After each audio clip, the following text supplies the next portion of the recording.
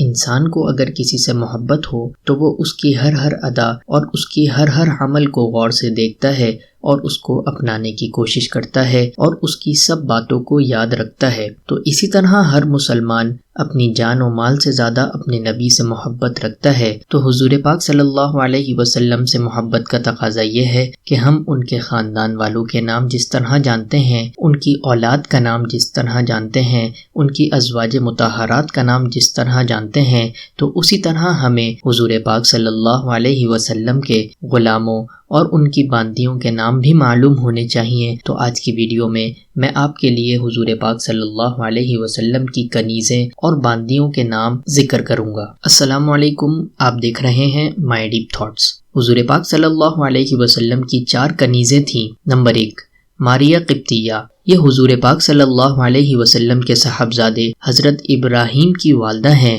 حضرت ماریہ رضی اللہ تعالی عنہا کو مقوقس اسکندریہ کے بادشاہ نے بطور نذرانہ آپ کی خدمت میں بھیجا تھا، اور حضرت ماریہ کا انتقال حضرت عمر رضی اللہ تعالی عنہ کے زمانے خلافت میں 16 ہجری میں ہوا اور وہ جنت البقیع میں دفن ہوئی۔ نمبر 2، ریحانہ بنت شمعون رضی اللہ تعالی عنہا۔ یہ بنو قریظہ یا بنو نذیر کے خاندان سے تھیں۔ یہ قید ہو کر آئیں اور بطور کنیز آپ کے پاس رہیں۔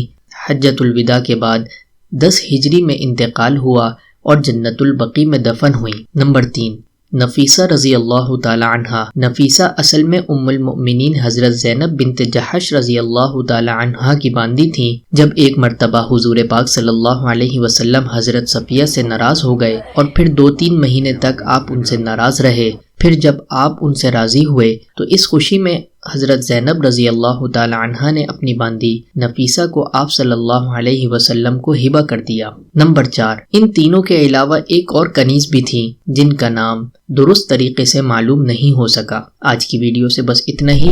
امید کرتے ہیں آپ کو ہماری ویڈیو ہمیشہ کی طرح ضرور پسند آئی ہوگی۔ اگر پسند آئی ہے تو ضرور لائک شیئر کریں۔ ملتے ہیں اگلی ویڈیو میں، تب تک کے لیے اللہ حافظ۔